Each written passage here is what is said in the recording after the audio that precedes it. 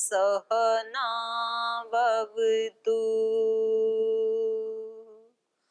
सहनौ भुनक्तु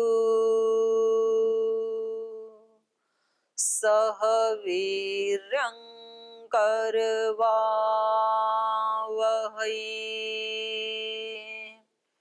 तेजस्विनावधीतमस्तु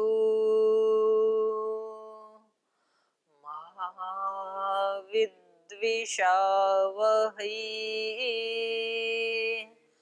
ॐ शान्ति शान्ति शान्तिः।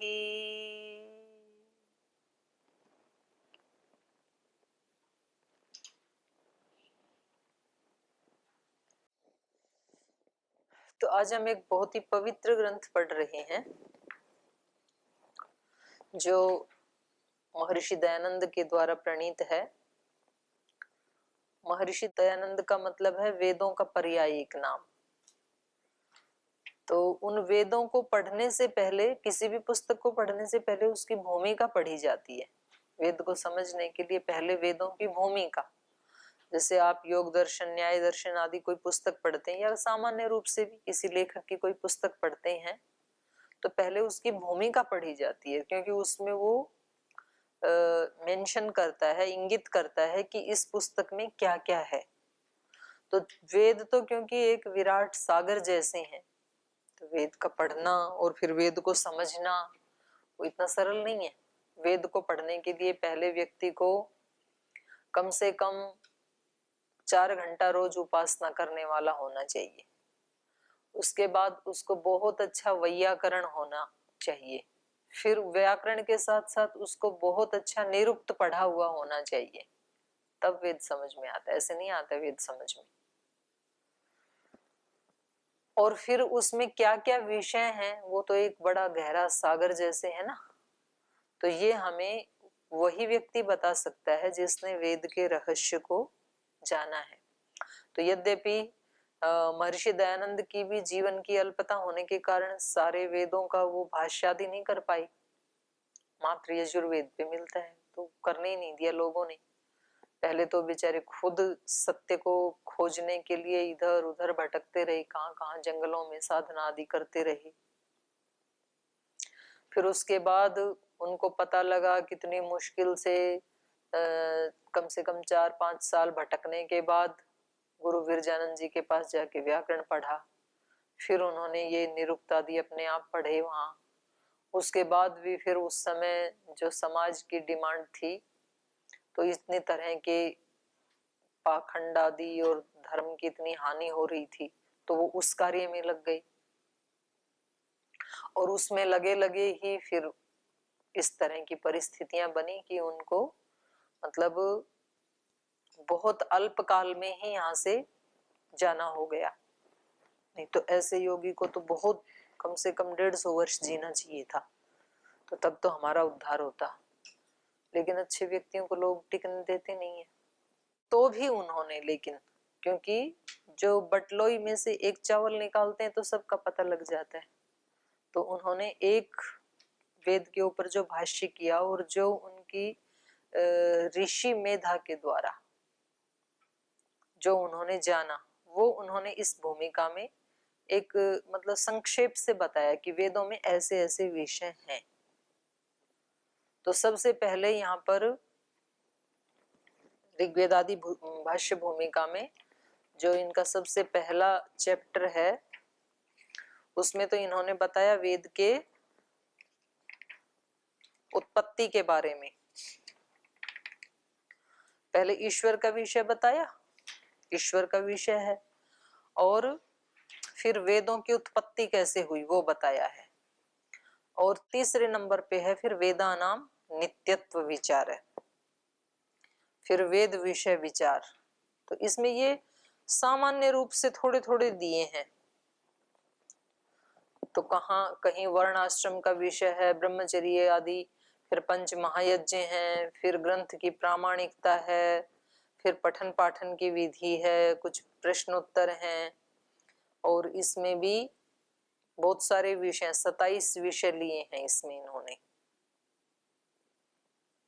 और कुल मिलाकर के इसमें 57 विषय लिए हैं संकेत मात्र में। वेदों के 57 विषय लेकर के यहाँ पर इन्होंने थोड़ा थोड़ा, क्योंकि भूमिका तो पुस्तक की दृष्टि में कितनी होती है, 1 पेज की होती है, 1-2 पेज की होती है। अगर 300 पेज की पृष्ठ की पुस्तक है तो 1-2 पेज में उसकी भूमिका आ जाती है। तो ये भूमिका है पूरी पुस्तक वेदों की, माने ये 1 पेज जैसे है। अगर हम वेद को 250-300 पृष्ठ की पुस्तक माने तो ये ऋग्वेद आदि भाष्य भूमिका उसका 1 पृष्ठ है, ऐसा है। बहुत संक्षेप में दिया। तो आज जो हम पढ़ रहे हैं ये तीसरा चैप्टर है, इसमें वेदों के नित्यत्व के बारे में बताया है। क्योंकि महर्षि दयानंद का ये मानना है कि वेद नित्य हैं। नित्य है मतलब हर सृष्टि में उनमें कोई चेंज नहीं होता है।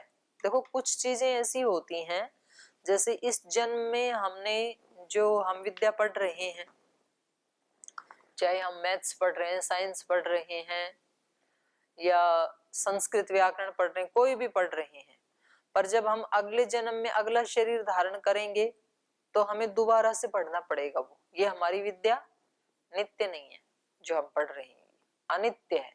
उसके कुछ संस्कार बने रहेंगे, संस्कार तो बनते हैं, पर वो डिग्री वो नहीं रहेगी।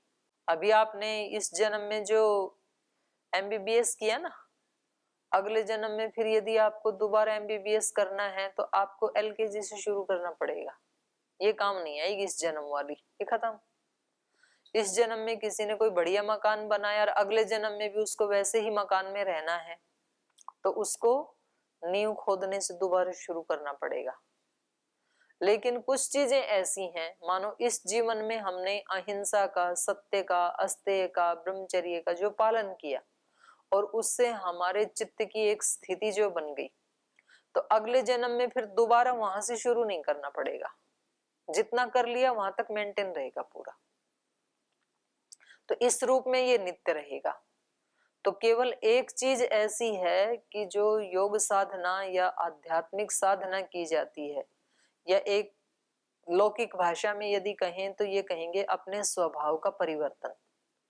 अगर किसी व्यक्ति ने अपने स्वभाव का परिवर्तन कर लिया तो वो नित्य हो गया, फिर उसको मौत भी नष्ट नहीं कर सकती है। एक व्यक्ति ने अपना स्वभाव ऐसा बना लिया कि वो अहिंसा में ही प्रतिष्ठित रहता है, सत्य में प्रतिष्ठित रहता है, पवित्रता में प्रतिष्ठित रहता है, तो वो अगले जन्म में भी पैदा होते ही वैसा ही होगा, उसको दोबारा प्रयास नहीं करना पड़ेगा। तो जो शुकदेव आदि जो ऋषि हैं, तो वो तो माँ के गर्भ से ही इतने ज्ञानी और इतने वैराग्यवान हैं, तो ये देखा जाता है। तो ऐसे ही जो वेद का ज्ञान है, सृष्टियां तो नष्ट हो जाएंगी लेकिन वेद का ज्ञान नष्ट नहीं होता है, नित्य है। ऐसा महर्षि दयानंद का और दूसरे ऋषियों का भी मानना है। तो आज इसी विषय को लेकर के पढ़ते हैं। अथ वेदानां नित्यत्व विचारः ईश्वरस्य सकाशात् वेदानां उत्पत्तौ सत्यां स्वतः नित्यत्वमेव भवति तस्य सर्व सामर्थ्यस्य नित्यत्वात्। ईश्वरस्य सकाशात्, ईश्वर के पास से या ईश्वर से, वेदानां उत्पत्तौ सत्यां, वेदों की उत्पत्ति होने से, स्वतः नित्यत्वमेव भवति, वेद स्वतः ही नित्य हैं, क्योंकि तस्य सर्व सामर्थ्यस्य नित्यत्वात्, क्योंकि उस ईश्वर की तो सभी सामर्थ्य कैसी हैं, नित्य ही हैं। वेद ज्ञान भी उसकी एक सामर्थ्य है। तो जब उसके सभी ज्ञान, सभी बल नित्य हैं तो ये वेद का ज्ञान भी कैसा है, नित्य ही है, क्योंकि ये ईश्वर की सामर्थ्य है। अत्र के चिताहु, तो यहाँ पर कोई व्यक्ति कहते हैं न वेदानाम शब्दमयत्वात् नित्यत्वम संभवति, कह रहे हैं वेदों का नित्य होना संभव नहीं है, क्योंकि वेद क्या है, शब्दमय है, शब्दात्मक ज्ञान है ना वेद। तो कह रहे हैं शब्दमयत्वात्, शब्दमय होने से वेदानाम नित्यत्वम न संभवति, वेदों का नित्यत्व संभव नहीं है, क्योंकि शब्द अनित्य कार्यत्वात्, शब्द क्या है, अनित्य है। मैं बोल रही हूं जो, तो बोलते ही वो नष्ट हो जा रहे हैं, अनित्य है ना शब्द। तो शब्द अनित्य होने के कारण वेद भी शब्दमय है, तो इसलिए वेद भी क्या है, अनित्य है। घटवत, जैसे कि घड़ा, घड़ा भी अनित्य, क्यों, क्योंकि उसकी उत्पत्ति होती है। और शब्द भी अनित्य, क्योंकि शब्द की भी उत्पत्ति होती है। यथा घटः कृतो अस्ति तथा शब्दोऽपि, जैसे घट की उत्पत्ति होती है, कृत माने बनाया जाता है, उसकी उत्पत्ति होती है, तथा शब्दोऽपि, वैसे शब्द की भी उत्पत्ति होती है। तस्मात् शब्दानित्यत्वे वेदानामप्यनित्यत्वं स्वीकार्यम्, इसलिए शब्द के अनित्य होने से वेदों का भी अनित्यत्व स्वीकार करना चाहिए। मैवम मन्यताम, ऐसा नहीं मानना चाहिए आपको, उत्तर दे रहे हैं, आपको ऐसे नहीं मानना चाहिए, क्योंकि शब्दः द्विविधः नित्य कार्य भेदात, क्योंकि शब्द दो प्रकार के हैं। ध्वनि रूप में तो शब्द क्या है, अनित्य है, ध्वनि तो तुरंत नष्ट हो जाती है, लेकिन एक शब्द नित्य भी है, वर्ण रूप में नित्य है, तो वही वर्णमाला रहती है। शब्द द्विविधः नित्य कार्य भेदात, ये परमात्मा ज्ञानस्था शब्दार्थ संबंधा संति ते नित्य भवितुम अर्हन्ति, क्योंकि परमात्मा के ज्ञान में स्थित जो शब्द और उन शब्दों के अर्थ और उनका संबंध, शब्द अर्थ और शब्द और अर्थ का संबंध, ते नित्या संति, वो नित्य ही रहते हैं। शब्दार्थ संबंधा संति ही ते नित्य भवितुम अर्हन्ति, वो नित्य हो सकते हैं। जैसे हमारे मन में शब्द, उन शब्दों का अर्थ और उनका संबंध नित्य रहता है कि नहीं रहता है। एक बार जैसे हमें बता दिया कि इस प्राणी को गाय कहते हैं, तो अब एक गो शब्द है, एक वो गौशाला में रहने वाला उसका अर्थ है, और एक इन दोनों का संबंध है। तो हमें एक बार जो बचपन में आपके किसी गांव में, शहर में आपको बताया था, तो यदि वो नित्य नहीं होता तो यहाँ पतंजलि योगपीठ में आके आपको याद नहीं रह पाता, फिर तो आप उस प्राणी को फिर पूछते कि ये क्या है। लेकिन क्योंकि वो आपके चित्त में नित्य है, इसलिए आप चाहे पतंजलि योगपीठ में देखें, चाहे कर्नाटक में जाके देखें, चाहे अमेरिका में जाके देखें, ऑस्ट्रेलिया में देखें, आपको वो पूछना नहीं पड़ेगा, क्योंकि वो ज्ञान आपके चित्त में नित्य है। तो ये हमारे चित्त में तो नित्य तब तक है जब तक ये शरीर है, अगले जन्म में फिर हमें सिखाना पड़ेगा। लेकिन ईश्वर के ज्ञान में ये, क्योंकि ईश्वर नित्य है, अगर हमारा ये शरीर नित्य हो, जिस शरीर में हमने जाना है, तो फिर हमारा ज्ञान भी नित्य हो जाएगा। तो यहाँ ईश्वर के ज्ञान में ये शब्द और इन शब्दों के अर्थ और उनका संबंध नित्य ही हो सकता है। क्यों हो सकता है? क्योंकि वो खुद नित्य है। अस्मदादीनाम वर्तन्ते तेतु कार्याश्च, जो हमारे द्वारा जो बनाए गए हैं शब्द, ये अस्मदादीनाम वर्तन्ते तेतु कार्या, वो शब्द तो कैसे हैं, वो तो कार्य हैं, बनाए हुए हैं, उत्पत्ति धर्म वाले हैं। कुतः यस्य ज्ञान क्रिये नित्य स्वभाव सिद्धे अनादिहि अनादिस्तः तस्य सर्वं सामर्थ्यम अपि नित्यम एव भवितुम अर्हति। क्योंकि कह रहे हैं जिसकी ज्ञान, जिसकी क्रियाएं वो स्वभाव से ही नित्य सिद्ध हैं, अनादि हैं, तो उसका तो तस्य सर्वम सामर्थ्यम अपि नित्यम एव भवितुम अर्हति, तो उसके तो सभी सामर्थ्य नित्य हो ही सकती हैं। माने जिसका ज्ञान, जिसकी क्रियाएं वो स्वभाव से ही सिद्ध हैं और वो स्वभाव से ही अनादि हैं, तो उस ईश्वर का सब सामर्थ्य भी क्या है, नित्य ही है। तद विद्यामयत्वात् वेदानाम अनित्यत्वम नैव घटते। तो कह रहे हैं तद विद्यामयत्वात्, वो ईश्वर क्या है, ज्ञानमय है, वो विद्यामय है, और वो ईश्वर की विद्या होने के कारण तद विद्यामयत्वात् वेदानाम नित्यत्वम, तो इसलिए वेदों का नित्यत्व ही प्राप्त होता है। वेदानाम अनित्यत्वम नैव घटते, वेदों का अनित्यत्व घटित नहीं हो सकता है, माने उनकी अनित्यता घटित नहीं हो सकती है, नित्यता ही घटित होती है। किंच भो सर्वस्य अस्य जगत विभागम प्राप्तस्य कारण रूप स्थितौ सर्वस्थूल कार्याभावे पठन पाठन पुस्तकानाम अभावात् कथम वेदानां नित्यत्वं स्वीक्रियते।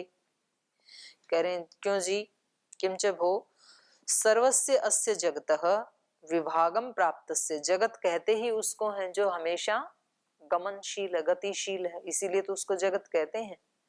जगत को जगत क्यों कहते हैं?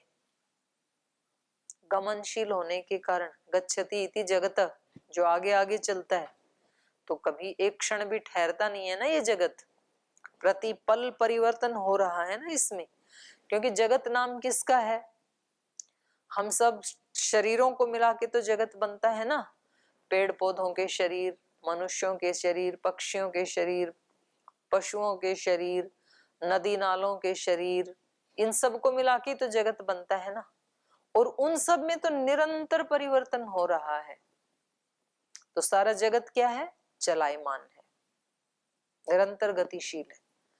तो इसलिए कह रहे हैं सर्वस्य अस्य जगतः विभागम प्राप्तस्य, सारा जगत विभाग को प्राप्त हो रहा है। गति में विभाग होता है ना, मैं गति कर रही हूं यदि, तो इस स्थान से मैंने यात्रा शुरू की, तो मैं धीरे धीरे इस स्थान से मेरा विभाग होता जा रहा है, और सारा ही संसार गतिशील है, तो उसका विभाग हो रहा है। सर्वस्य अस्य जगतः विभागम प्राप्तस्य कारण रूप स्थितौ सर्वस्थूल कार्याभावे, कारण रूप में स्थित होने पर भी सर्वस्थूल कार्याभावे, स्थूल जो भी है वो सब क्या है? कार्य के भाव में है। तो ऐसे ही ये शब्द भी क्या है? पठन पाठन पुस्तकानाम अभावात्, पठन पाठन का, पुस्तकों का प्रलय में अभाव हो जाएगा, तो ये नित्य कैसे रहेंगे? ना पठन होगा, ना पाठन होगा, ना पुस्तकें होंगी। पठन पाठन पुस्तकानाम अभावात् कथम वेदानाम नित्यत्वं स्वीक्रियते, इनका नित्यत्व कैसे स्वीकार करें? आज ही प्रलय आ जाए, आज ही आग लग जाए, तो जैसे ये सारी संसार की चीजें अनित्य हैं, ये नष्ट हो जाती हैं, ऐसे वेद भी नष्ट हो जाएंगे, तो कैसे इसको नित्य माने? अत्र उच्यते, अब कह रहे हैं इदम तो पुस्तक पत्र सीप पदार्थादिषु घटते तथा अस्मित् क्रिया पक्षे च न इतरस्मिन्, अतः कारणात् ईश्वर विद्यामयत्वेन वेदानाम नित्यत्वं मयं मन्यामहे। कह रहे हैं ये जो आप पुस्तक आदि के बारे में कह रहे हैं ना, इदम तो पुस्तक पत्र मसी पदार्थादिषु, पुस्तक पत्र और मसी मतलब शाही, इंक, इन पदार्थों में घटते, ये चीज इस इनमें तो घटती है, इनकी शाही जो पुस्तकों की है वो उड़ जाती है ना कुछ समय के बाद, तो ये शाही खत्म हो सकती है, पुस्तक जर्जर हो जाते हैं पेज, तो पुस्तक पत्र इनका जिस पेज पे ये लिखी गई हैं, तो ये सब तो इनमें तो घटित होती है ये चीजें, अनित्यत्व। तथा अस्मत् क्रिया पक्षे च न इतरस्मिन्, तो ये हमारे पक्ष में ये जो चीजें हैं इनका अनित्यत्व ये घटित होता है, माने जो स्थूल चीजें हैं उसमें ये अनित्यत्व घटित होता है, वेद में घटित नहीं होता है ये अनित्यत्व, क्योंकि वेद इनसे नहीं बना ना, मसी आदि से या अक्षरों की बनावट से इसमें घटित नहीं होता है, क्योंकि वेद तो शब्द, शब्दों का अर्थ और उनका संबंध, मतलब ज्ञान रूप है वेद, ये पुस्तक रूप वेद थोड़ी है, पुस्तक तो थोड़े दिन पहले बनी है, सृष्टि के आदि वाली पुस्तक थोड़ी है ये, तो इसलिए करें ये चीज, ये अनित्यत्व वाली बात है, ये इस पे नहीं घटित होगी। अतः कारणात् ईश्वर विद्यामयत्वेन, इसलिए क्योंकि ईश्वर के ज्ञान स्वरूप होने के कारण वेदानाम नित्यत्वम वयम मन्यामहे, हम वेदों के नित्यत्व को मानते हैं, क्योंकि वेद क्या है? ईश्वर विद्यामयत्वेन, ईश्वर के ज्ञान स्वरूप होने से वेदानाम नित्यत्वम वयम मन्यामहे। किंच न पठन पाठन पुस्तक अनित्यत्वे वेद अनित्यत्वम जायते, कह रहे हैं ये पठन पाठन या पुस्तकों का अनित्यत्व होने से वेद का अनित्यत्व घटित नहीं होता है। तेषाम ईश्वर ज्ञानेन सह सदैव विद्यमानत्वात्, क्योंकि पुस्तकें तो नष्ट हो सकती हैं, लेकिन पुस्तकों के अंदर जो ज्ञान है वो तो हमेशा ही ईश्वर में रहता ही है स्थायी रूप से। तो इसलिए ज्ञान थोड़ी अनित्य, वेद थोड़ी अनित्य होगा। आपने अष्टाध्यायी याद कर ली, अष्टाध्यायी की पुस्तक फट भी जाए तो उसका ज्ञान थोड़ी फट जाएगा अंदर से, वो तो नित्य ही रहेगा। तो जब हमारे चित्त में नित्य रह सकता है कोई चीज नष्ट होने के बाद भी उसका ज्ञान, तो ईश्वर तो सदा ही नित्य है, तो उसके यहाँ तो कोई कभी इसका अनित्यत्व हो ही नहीं पाएगा। तेषाम ईश्वर ज्ञानेन सह, ये जो शब्द अर्थ और उनका संबंध ये ईश्वर के ज्ञान के साथ सदैव विद्यमानत्वात्, सदा ही विद्यमान रहने के कारण ये नित्य हैं। यथास्मिन् कल्पे वेदेषु शब्दाक्षरार्थ संबंध सन्ति तथैव पूर्वमासन्न अग्रे भविष्यन्ति च। कह रहे हैं जैसे यथा अस्मिन् कल्पे, जैसे इस कल्प में, वेदेषु वेदों में, शब्द अक्षरार्थ संबंधः, जो शब्द हैं या जो अक्षर हैं उनका अर्थ के साथ जो संबंध अब है इस कल्प में है, अक्षरार्थ संबंध संति तथैव, वैसे ही, पूर्वम पूर्वम असत अग्रे भविष्यन्ति च, ऐसे ही पहले भी था और आगे भी होगा। तो आप संध्या का जो मंत्र बोलते हैं उसमें भी बोलते हैं ना मंत्र ये, यथा पूर्वम अकल्पयत, उस पूरा मंत्र बोलो। ऋतंच सत्यंचाभिधात तपसो ततो रात्र्य जायत ततः समुद्रो अर्णवः समुद्रादर्णवा दधि संवत्सरो अजायतः अहोरात्राणि विदधत् विश्वस्य मिषतो वशी सूर्य चंद्रमसौ धाता यथा पूर्वम अकल्पयत। सूर्य और चंद्रमा को धारण करने वाला, सूर्य चंद्रमसौ धाता यथा पूर्वम अकल्पयत, जैसे पहले कल्पों में बनाए थे आपने वैसी अभी भी हैं ये। यथा पूर्वम अकल्पयत दिवम च पृथ्वीं च अंतरिक्षम अथ स्वः स्वर्गलोक, ये सब लोक लोकांतर ज्ञान जैसे पहले कल्पों में बनाए थे वैसे ही इस कल्प में भी है, और वैसे आगे की सृष्टियों में भी वैसे रहेंगे। और हम इन चीजों को ना बिल्कुल ऐसे सोए सोए, अब सूर्य, इसी सूर्य के साक्षी में, सूर्य हमारे कितने जन्मों का साक्षी है? कम से कम 200 करोड़ जन्मों का तो है ही। इस सृष्टि की जो आयु है तो लगभग 200 करोड़ हो गई, तो तब से तो ये है, तो ये हमारे लगभग 200 करोड़ वर्षों में हमने कितने चक्कर मारे होंगे, कभी मनुष्य रूप में, कभी किसी किसी रूप में, न जाने किस किस योनि में हम गए, उन सब का ये साक्षी है। पिछले पूर्व जन्म की जो घटनाएं घटित हुई है ना, उनसे ये ही सामने आया है। मतलब लगभग एक कोई विदेशी व्यक्ति, उन्होंने खोज की तो कम 99% बस वो आसपास के ही एरिया में आ जाता है, और कभी कभी तो वहीं आ जाता है उसी घर में या उस संबंध में, क्योंकि मरते समय आत्मा की जहाँ आसक्तियां होती हैं। अब हो सकता है कि कोई योग शिक्षक हमारा कहीं दूर शरीर छोड़ा हो, छोड़ते समय आसक्ति रही हो स्वामी जी में, तो फिर वो पैदा तो चाहे उधर आसपास हो जाएगा, फिर यहाँ आ जाएगा। लेकिन तो मतलब ये देखा गया है कि वो 5, 10, 15 किलोमीटर के एरिया में ही ज्यादा तो पैदा होता है, और नहीं तो इसी देश में। और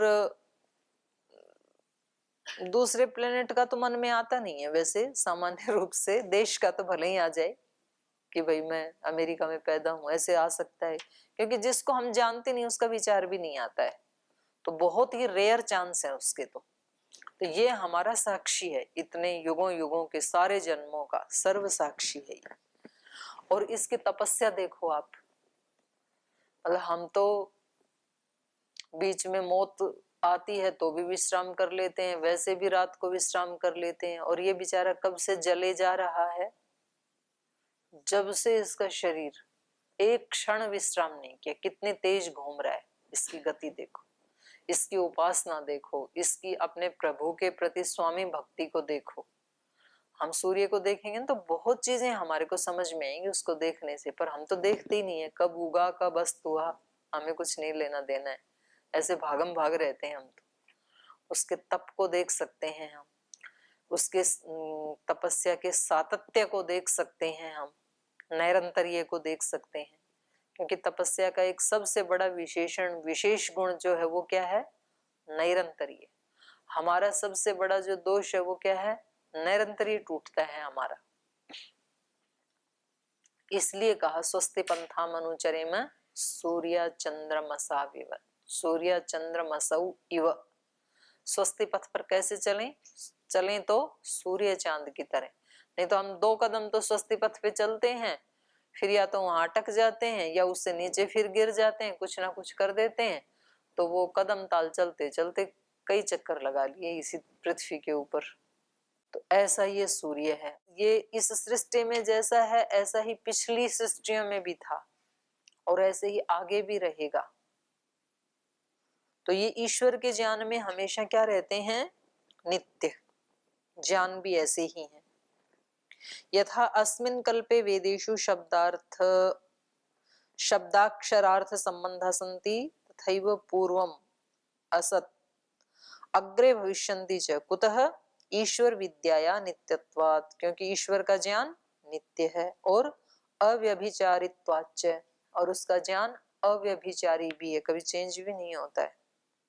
अतएव इदम उक्तम ऋग्वेदे, इसलिए ऋग्वेद में ये कहा सूर्य चंद्रमसौ धाता यथा पूर्वम अकल्पयत। जो हम सोच रहे थे वो यहाँ पर दे दिया इन्होंने। अस्य अयम अर्थ सूर्य चंद्र ग्रहणम उपलक्षणार्थम। सूर्य चंद्र का जो मंत्र में ग्रहण किया ये तो उपलक्षण है। बस सूर्य चंद्र की तरह सारी ही वस्तुएं जैसे पहले कल्प में थी वैसे ही अभी भी। यथा पूर्व कल्पे सूर्य चंद्रादि रचनम तस्य ज्ञान मध्ये ही आसीत् तथैव तेन अस्मिन् कल्पे अपि रचनम कृतम अस्ति इति विज्ञायते। तो सूर्य चंद्रादि की रचना जो उसके ज्ञान में पहले कल्प में थी अभी भी है। तो ऐसे जब सूर्य चंद्रादि का ज्ञान नित्य है तो सारी ही सृष्टि का ज्ञान नित्य है। कुतः ईश्वर ज्ञानस्य वृद्धि क्षय विपर्याभावात्, क्योंकि ईश्वर का जो ज्ञान है उसमें ना तो वृद्धि होती है ना क्षय होता है, ना कभी विपरीत ज्ञान होता है, नो चेंज। एवं वेदेषु अपि स्वीकार्य, ऐसे ही वेदों में भी स्वीकार कर लेना चाहिए। वेदानाम तेन एव स्वविद्यातः सृष्टत्वात्, क्योंकि वेद उसी के द्वारा और उसी के ज्ञान के द्वारा उत्पन्न किए जाने के कारण। तो शेष कल पढ़ेंगे, आज ही विराम देते हैं।